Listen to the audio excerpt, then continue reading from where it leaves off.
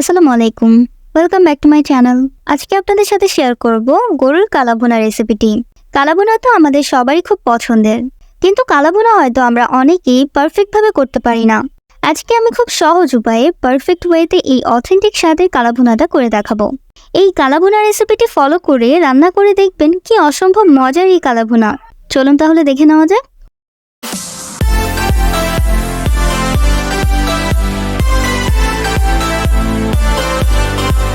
আমি আজ রান্নায় এই কালাভুনার মশলাটা ব্যবহার করব। এই প্যাকেটটা 50 গ্রামের। আমি 1 কেজি মাংস নিয়েছি, তাই এই প্যাকেটের অর্ধেক মশলা দিয়ে রান্নাটা করব। এখানে 1 কেজি পরিমাণ গরুর মাংস মাঝারি সাইজ করে কেটে ধুয়ে নিয়েছি। মাংসগুলো বেশি বড় আবার বেশি ছোট নেইনি। অনেকে ভাবে কালো ভুনায় মাংস হয়তো ছোট ছোট টুকরো করে নিতে হয়।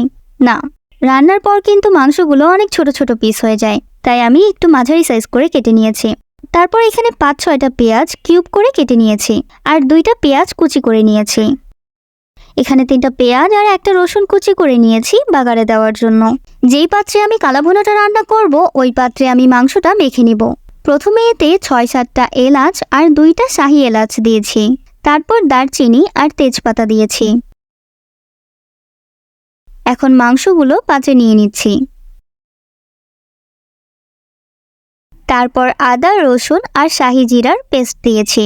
শাহি এলাচ বা শাহি জিরাটা দিলে ফ্লেভারটা ভালো আসে। তারপর 1 টেবিল চামচ পোস্ত বাটা দিয়েছি। এবার 1 চা চামচ হলুদ গুঁড়ো, 1 চা চামচ শুকনো মরিচ বাটা আর 1 চা চামচ ধনিয়ার গুঁড়ো দিয়েছি। তারপর 1 চা চামচ লবণ আর পেঁয়াজ কুচিগুলো দিয়ে দিয়েছি।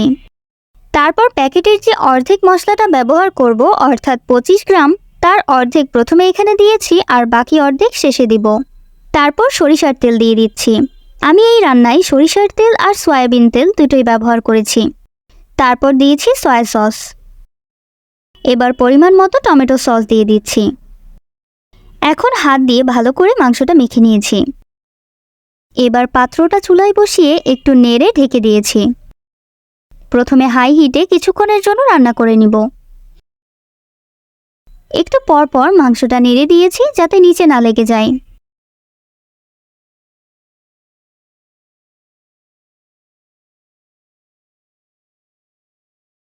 ভালো করে মাংসটা কষানো হয়ে গেলে 1 কাপ পরিমাণ পানি দিয়ে দিচ্ছি।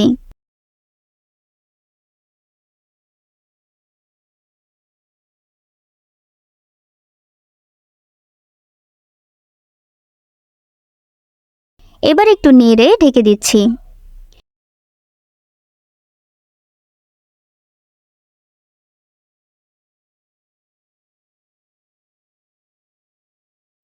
মাংসটা সিদ্ধ হয়ে গিয়েছে, এখন পানিটা শুকিয়ে নেব।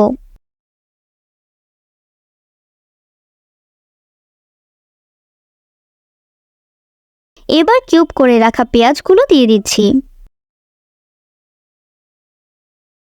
তারপর 1/2 চা চামচ গোলমরিচের গুঁড়ো দিয়েছি।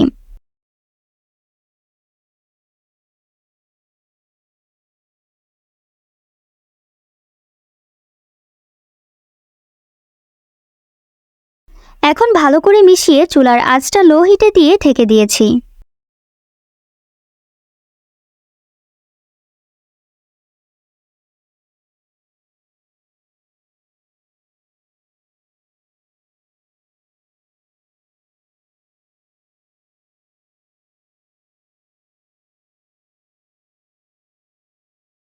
এবার বাগার দেওয়ার জন্য একটা প্যানে তেল দিয়ে পেঁয়াজ আর রসুন কুচিগুলো দিয়ে দিচ্ছি।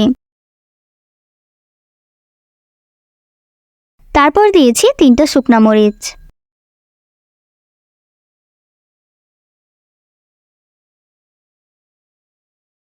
একটু ভাজা হয়ে গেলে এবার মাংসটা ঢেলে নিয়েছি।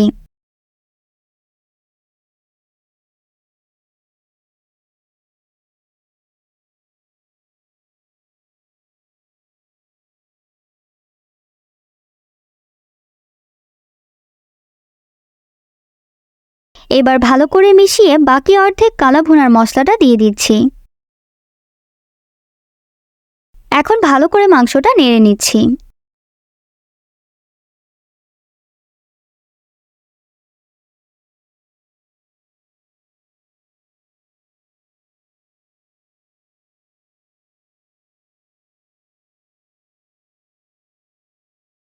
রংটা কিন্তু একদম পরিবর্তন হয়ে গিয়েছে। এবার নামিয়ে নিয়েছি।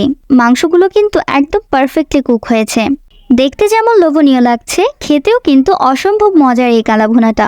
আপনারা অবশ্যই রেসিপিটি ট্রাই করবেন। ভিডিওটা ভালো লাগলে একটা লাইক দিয়ে দেবেন আর চ্যানেলটা সাবস্ক্রাইব করবেন। ধন্যবাদ।